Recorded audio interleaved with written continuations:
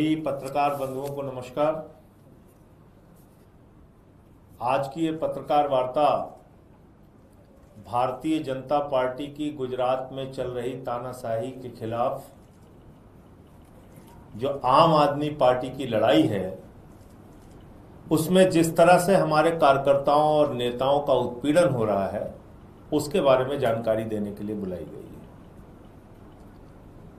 45 FIR पिछले 3 महीने में की गई आम आदमी पार्टी के नेताओं कार्यकर्ताओं पर, और करीब करीब 160 हमारे नेता और कार्यकर्ता गिरफ्तार हुए। उनको जेल में डाला गया, यातनाएं दी गई, सड़ाया गया, दबाव बनाया गया, अपने पक्ष में झुकाने के लिए मजबूर किया गया, लेकिन हमारे कार्यकर्ता और नेता चट्टान की तरह खड़े रहे। और जब इन सबसे भी इनसे नहीं हुआ, तो कल की एक बड़ी हैरान करने वाली घटना है। हमारे कार्यकर्ता दीपक कुमार को कुछ गुंडों ने मारा पीटा। वो बेचारा अपनी व्यथा को, अपने दुख को लेकर थाने गया, तो पता यह चला कि उसी को पकड़ के गिरफ्तार कर लिया, 307 लगा दी उसके ऊपर। इससे भी आगे सुनिए, हमारी पार्टी के प्रदेश अध्यक्ष जो एक बहुत ही प्रतिष्ठित व्यक्ति हैं, उनका एक लंबा अपना इतिहास रहा है। एक पत्रकार के तौर पे उन्होंने गुजरात की जनता को जगाने का काम किया है, और एक नेता के तौर पे लगातार वो गुजरात के लोगों की लड़ाई लड़ रहे हैं।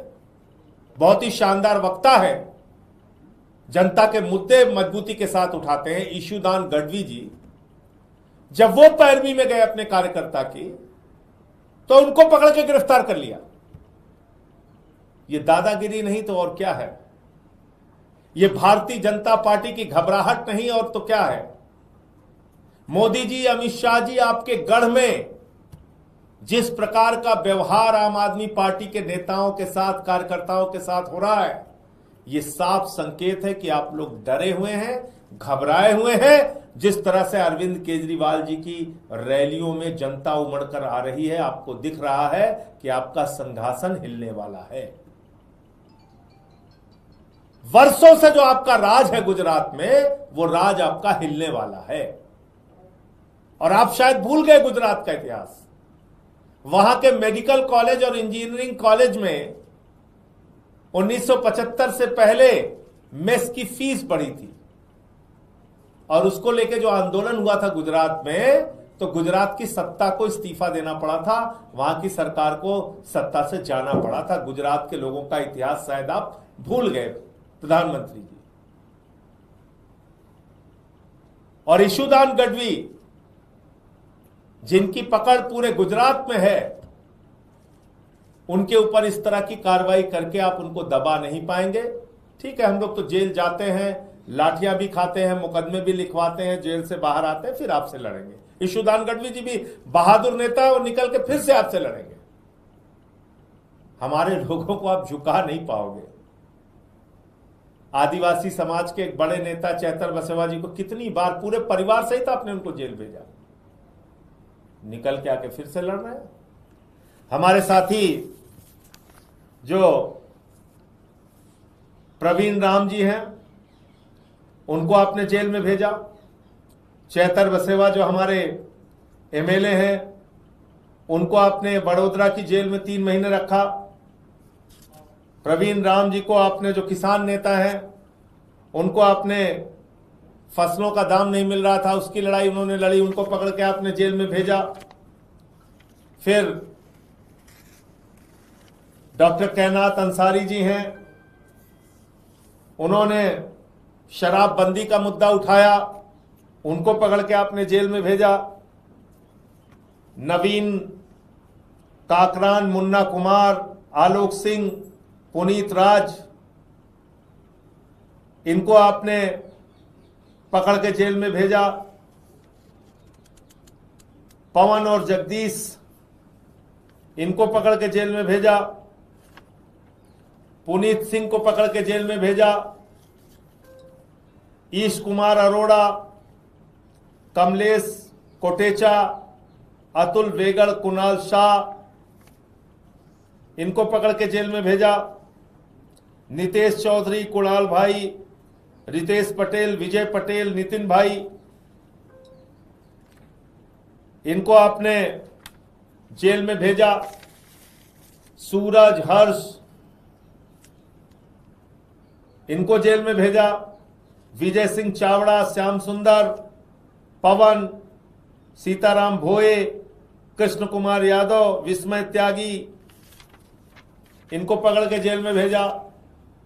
हरेश भाई सावलिया, सुनील छतासिया, रविंद्र कुमार, अतुल ओझा, ये तो चंद नाम है जो मैं पढ़ पा रहा हूं। बाकी तो बहुत सारे नाम ऐसे हैं जो इस प्रेस वार्ता में मैं उनके बारे में जानकारी भी नहीं दे पा रहा हूं। इतने नेताओं को पकड़ पकड़ के जेल में डाल के और उनका उत्पीड़न किया गया। इतने कार्यकर्ताओं को जेल में डाल के उनका उत्पीड़न किया गया।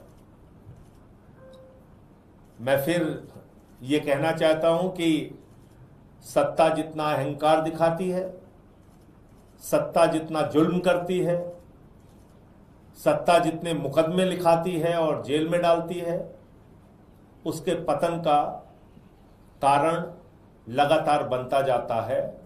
और गुजरात में भारतीय जनता पार्टी का पतन आम आदमी पार्टी ही करेगी, इनका सफाया करेगी। ईशुदान गढ़वी जी के साथ पूरी पार्टी है, पार्टी के नेता अरविंद केजरीवाल जी और हमारी पूरी पार्टी उनके साथ खड़ी है। पिछले दिनों केजरीवाल साहब भगवंत मान जी गए थे और काफ़ी बड़ी बड़ी रैलियां हुई वहां पे। हो सकता है उसके घबराहट के कारण, या फिर वहां अभी पंचायत के और नगर निगम के चुनाव आने वाले हैं उसकी घबराहट हो। जो भी है, फिलहाल घबराहट तो है बीजेपी में।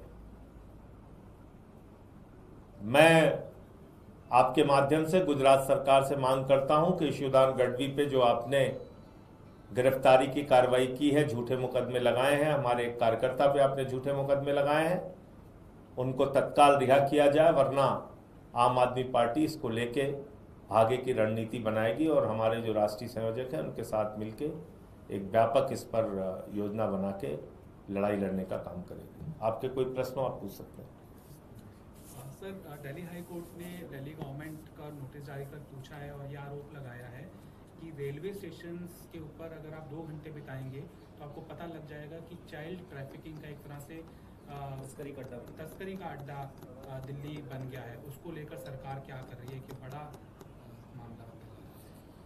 देखिए, देश की राजधानी दिल्ली अपराधों का अड्डा बनती जा रही है, इसमें कहीं कोई संदेह नहीं है, एक पैसे का भी संदेह नहीं है। आपने गैंग वार की घटनाएं दिल्ली में देखी, आपने अपहरण की घटनाएं दिल्ली में देखी, गैंग रेप की घटनाएं देखी, यहां कोर्ट के अंदर हत्या हुई। इससे ज्यादा क्या बताऊं आपको, कोर्ट के अंदर हत्या।